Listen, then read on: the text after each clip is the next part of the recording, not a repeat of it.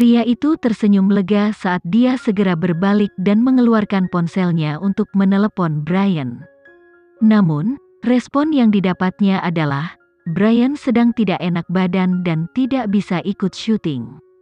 Seperti yang kau tahu, Brian punya film yang baru saja selesai, jadi dia sedikit lelah. Perutnya tidak enak, jadi dia sudah tinggal di rumah sakit beberapa hari terakhir. Kau harus menunggu beberapa hari lagi, ucap asisten Brian. Bagaimana jika kau mengatakan yang sebenarnya?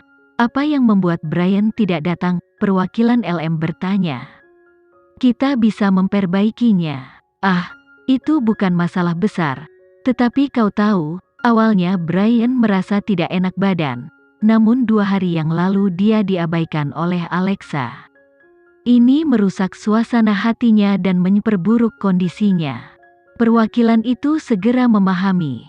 Brian menargetkan Alexa hanya karena dia tidak makan malam dengannya. Brian tidak bermaksud mempersulitmu. Jadi bagaimana dengan ini? Aku akan bicara dengan Brian, dan kau meyakinkan Alexa untuk tunduk kepadanya. Apakah Brian ingin membuatnya sujud? Buat Alexa minum dengan dia? Buat dia tersenyum padanya, dan membuatnya meminta maaf kepada publik? Pria itu tersenyum tipis dan tidak mengatakan apa-apa lagi. Dia tidak pernah berharap Brian akan tiba-tiba bertindak begitu sombong. Bagaimana dia bisa menyimpan dendam terhadap Alexa atas sesuatu seperti ini? Hanya karena dia tidak makan malam dengannya? Setelah percakapan singkat mereka, manajer menutup telepon. Pada saat ini, perwakilan LM menoleh ke sutradara Mahendra menghela nafas. Sutradara Mahendra, tolong tunggu sebentar. Tidak perlu, ganti Brian, kata sutradara Mahendra lugas. Aku tidak sengaja mendengar pembicaraanmu. Brian itu selalu menjadi pemain. Fakta bahwa Alexa menolak untuk makan malam bersamanya, menunjukkan orang seperti apa dia tidak ingin membuat skandal dengannya. Jadi, gantikan dia. Dalam kamusku, tidak ada yang namanya pewaris generasi kedua. Jika dia pikir dia hebat, dia harus membuat ayahnya datang menemuiku. Dia bahkan ingin seorang wanita meminta maaf padanya. Apakah dia tidak merasa malu? Perwakilan bingung memilih antara sutradara Mahendra dan Brian. Pada akhirnya, ia memutuskan untuk mengikuti saran sutradara Mahendra untuk menggantikan Brian. Namun, menemukan orang yang cocok akan membuat sakit kepala. Sama seperti perwakilan LM yang merasa gelisah dan tidak tenang, Rizky mendekati mereka berdua dan bertanya, Brian belum tiba? Aku khawatir dia tidak akan datang. Ngomong-ngomong, apakah Tuan Rizky tahu tentang model yang sangat cocok dengan penampilan Alexa? Rizky menunduk dan berpikir sejenak sebelum tersenyum. Aku tahu. Perwakilan itu sangat gembira ketika dia dengan cepat bertanya, apakah kau dapat menghubunginya? Berapa tarifnya? Dia dan Alexa kenal secara pribadi, kau tidak perlu khawatir tentang uang, dia tidak membutuhkannya.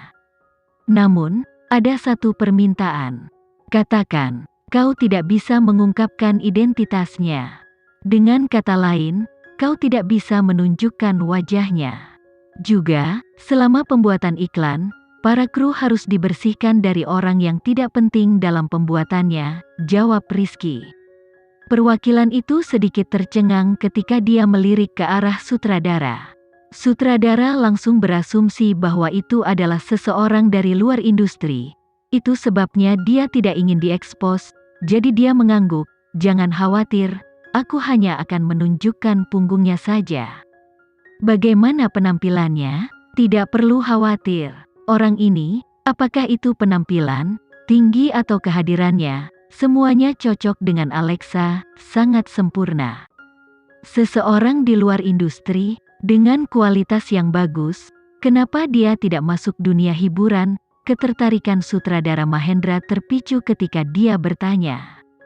Dia bukan sembarang orang. Rizky mengedipkan mata pada keduanya sebelum bertepuk tangan. Kalau begitu, aku akan meminta Alexa untuk melakukan latihan terlebih dahulu. Siapa orang yang memiliki keunggulan seperti itu? Sutradara Mahendra tidak bisa menahan diri untuk berbisik. Menurut status Alexa saat ini, dia tidak mungkin menemukan bintang yang lebih besar daripada Brian. Aku juga penasaran, perwakilan itu tertawa. Tidak lama kemudian, set pertama sudah siap. Pengambilan itu rencananya akan dilakukan di pantai dan idenya adalah agar Alexa berdiri di bawah matahari ketika seseorang mendekatinya dari belakang, meraih tangan kanannya dan memakaikan cincin di jarinya. Hanya ada satu baris, "If you don't marry me now, you will grow old." 5 menit kemudian, Alexa berjalan keluar dari ruang ganti mengenakan gaun sifon bermotif biru muda panjang. Rambut hitam panjangnya bertiup lembut di angin dan rias wajahnya diaplikasikan dengan lembut. Seluruh tubuhnya membawa aura yang damai. LM sangat puas dengan penampilan Alexa. Setelah semua, setiap kali dia berubah wataknya akan otomatis berubah. Meskipun dia biasanya terlihat dingin, namun setelah Alexa diubah, diam dengan sedikit senyum, dia tiba-tiba berubah menjadi seorang gadis dalam cinta bercahaya dengan kebahagiaan. "Alexa, mari kita jalankan naskahnya dengan cepat," kata sutradara Mahendra kepada Alexa. Awalnya Alexa ingin mengatakan tidak, tetapi memikirkan orang yang akan muncul, dia merasa sedikit gugup, dia belum pernah merasakan hal ini sebelumnya. Bahkan dia bisa gugup, jadi dia tidak menolak saran sutradara. Dia memasuki set, berlatih berjalan, menundukkan kepalanya dan mengekspresikan emosi. Meskipun sutradara mengawasi melalui monitor, dia terkejut. Akting model ini tidak sempurna dari sudut pandang profesional, tapi masih sangat alami dan tanpa cacat. Antisipasi ketika menunggu kekasih, kegelisahan seiring waktu berlalu dan kekecewaan ketika orang menyadari bahwa mereka sudah berdiri. Alexa mengungkapkan semuanya dengan jelas dengan matanya. Yang paling penting, dia hanya seorang model. Dibandingkan dengan beberapa aktor dan aktris yang populer yang akan datang, dia lebih baik. "Cut," sutradara Mahendra berseru sebelum berbalik ke perwakilan dari LM, "kapan pasangannya akan tiba?" "Aku dengar dia sedang ganti. Mari kita lihat siapa yang berhasil diundang Alexa. Jika itu bukan seseorang yang berpengaruh, kita akan membiarkan Alexa melakukannya sendirian." "Tentu, kami akan melakukan segalanya sesuai instruksimu," perwakilan LM merespons. "Aku juga akan mengawasi model lain yang kemungkinan cocok." Sementara keduanya berbincang, Rizky tiba-tiba mendekati dan meminta semua staf yang tidak perlu untuk meninggalkan set. Perwakilan LM segera melakukan seperti yang diminta.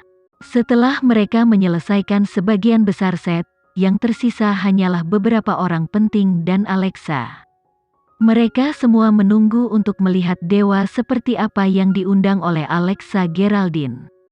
Tidak lama kemudian, langkah kaki yang stabil bergema dari kejauhan.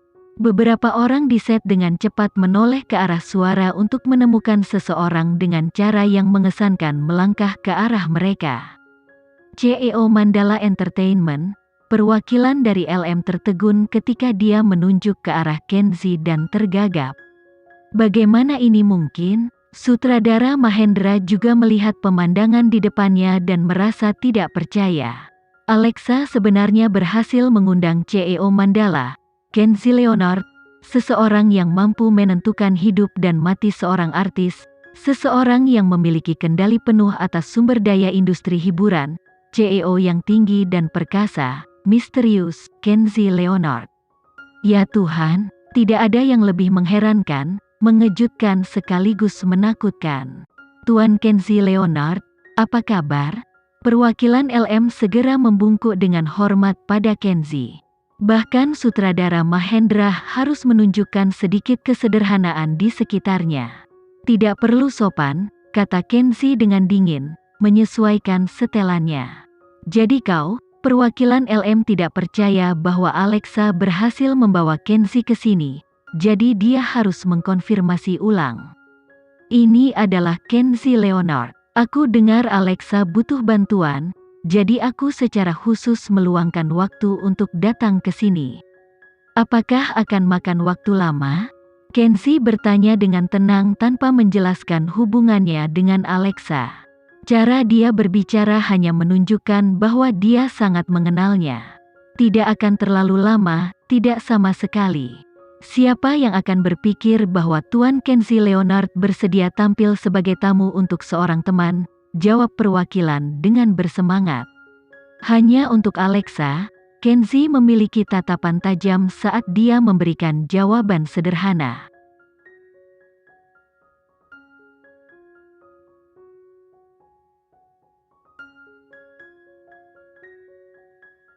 Sekian dulu ya video kali ini, kita lanjutkan lagi videonya di lain waktu.